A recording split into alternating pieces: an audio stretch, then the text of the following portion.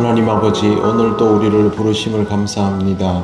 주시는 말씀을 따라 기도의 자리로 나아가오니 성령께서 우리를 인도하셔서 온전히 아버지께 합당하게 구하게 하시고 아버지의 뜻대로 응답받는 우리들 되게 하옵소서. 예수님 이름으로 기도드립니다. 아멘. 찬송가 488장 하나님께 찬양드립니다. 찬송가 488장입니다. 이 몸의 소망 무언가 우리 주 예수뿐일세. 우리 주 예수밖에는 믿을 이아주 없도다. 주 나의 반석이시니 그 위에 내가 서리라. 그 위에 내가 서리라. 무섭게 바람 부는 밤 물결이 높이 설렐 때 우리 주 크신 은혜에 소망에 닿을 줄이라. 주 나의 반석이시니 그 위에 내가 서리라. 그 위에 내가 서리라.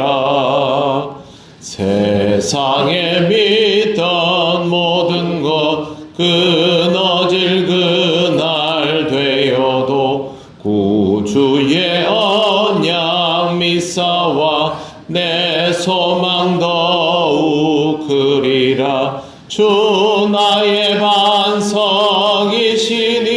그 위에 내가 서리라. 그 위에 내가 서리라. 바라던 천국 올라가 하나님 앞에 배울 때 구주의 의를 힘입어 어여시 바로 서리라. 주 나의 반석이시니 그 위에 내가 서리라. 그 위에 내가 서리라. 아멘. 하나님 말씀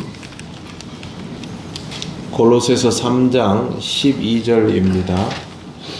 신약 성경 327쪽입니다.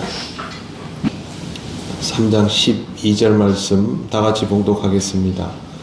그러므로 너희는 하나님이 택하사 거룩하고 사랑받는 자처럼 긍휼과 자비와 겸손과 온유와 오래 참음을 옷 입고.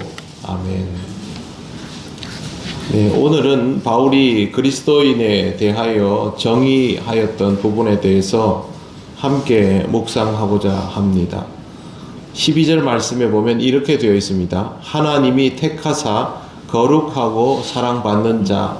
뒤에 덕목이 나오는데 중요한 표현은 앞에 나오는 하나님이 택하사 거룩하고 사랑받는 자입니다.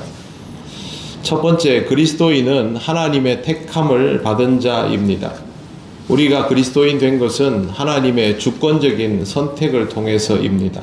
하나님이 부르시지 않았다면, 택하여 주시지 않았다면 우리는 그리스도인이 될 수 없습니다. 교회에 내가 나가고 싶으면 그때 나가는 것인데 무슨 소리냐라는 생각이 들 수도 있지만 그렇게 나가고 싶은 마음을 주시는 이도 하나님이십니다. 이번 주에 새가족이 오게 됩니다. 새가족이 왔을 때를 보면 굉장히 조심스럽습니다. 왜 그러냐 하면 아주 작은 것 하나하나가 그들에게 영향을 미치기 때문입니다. 그 작은 변수가 부담이 될 수도 있고 감동이 될 수도 있습니다. 이런 것들은 우리가 무언가를 준비하더라도 예측할 수 있는 영역 그 이상이기 때문에 이런 것들에 대하여서도 하나님께 기도하고 믿음을 가지고 하나하나를 준비해 나가는 것입니다. 그들만 그런 것이 아니라 우리가 신앙생활을 시작하고 지금까지 이어온 것도 모두 하나님의 부르심과 인도하심에 의해서입니다. 우리가 보기에는 우연인 것도 있고 또 때로는 필연인 것처럼 느껴지기도 하지만 예상 못한 모든 일들이 하나님의 섭리 속에 있었음을 잊지 말아야 합니다. 늘 우리가 선택하는 듯 하여도 하나님께서 그 선택의 상황과 섬세한 영역을 지배하고 주도하십니다. 그러므로 우리는 우리의 신앙생활이 언제나 하나님의 택정하심 속에서 이루어지고 있음을 잊지 말아야 합니다. 두 번째, 그리스도인은 거룩한 자입니다. 거룩함은 세상에서 구별되었다는 뜻입니다. 그런데 우리가 이 세상 사람들과 외형적으로는 전혀 구별된 것이 없습니다. 생긴 것도 똑같고 일상생활의 패턴도 그냥 보면 달라 보이지 않습니다만 그리스도인은 그럼에도 불구하고 세상 사람들과 구별됩니다. 이유는 살아가는 가치와 방식이 다르기 때문입니다. 그리스도인은 스스로 구별되었다라고 말하는 사람이 아니라 구별됨이 드러나는 사람이어야 합니다. 억지로 신앙생활을 하는 사람은 구별됨이 드러나지 않습니다. 사람들이 원하지 않는 것, 필요 없다고 하는 것을 기꺼이 감당하며 그것을 기뻐하는 정도가 되어야 사람들이 우리를 보며 우리와는 다르구나 라고 말할 것입니다. 원수를 사랑하는 일은 세상에서 바보 같은 행동입니다. 사람들은 그렇게 하지 않습니다. 예수님처럼 자신을 희생의 제물로 내어놓는 일도 하지 않습니다. 그러나 진짜 그리스도인은 이웃 사랑에서 원수 사랑으로 나아갑니다. 예수님처럼 십자가를 향해 나아가며 자기 희생을 마다하지 않고 그것을 기뻐하기도 합니다.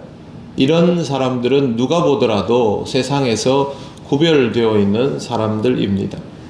거룩함을 사모하는 것이 그리스도인의 특성이라면 항상 이 부분을 의식하고 여러분 스스로 구별되어 가는 삶을 살아가시기 바랍니다. 세 번째, 그리스도인은 하나님께 사랑받는 자입니다. 그리스도인으로 살아가며 늘 기억해야 할 것이 하나님께 사랑받고 있다는 사실을 잊지 않는 것입니다. 자기가 사랑을 받고 있으면서도 사랑받고 있다는 것을 깨닫지 못하면 사랑받는 자다운 말과 행동을 하지 못합니다. 사랑받지 못한다고 느끼는 사람은 늘 사랑에 굶주려 있습니다.